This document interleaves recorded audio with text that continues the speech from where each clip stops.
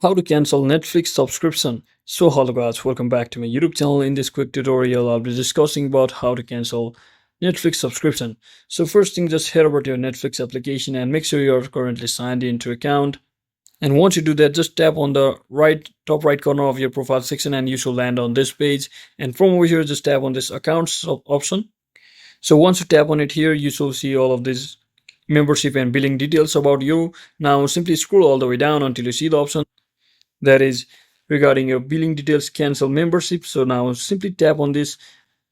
So once you tap on this cancel membership option, you shall see this option that is to finally finish the cancellation. So you can also read that whatever you choose, it will take effect only after your expiration date.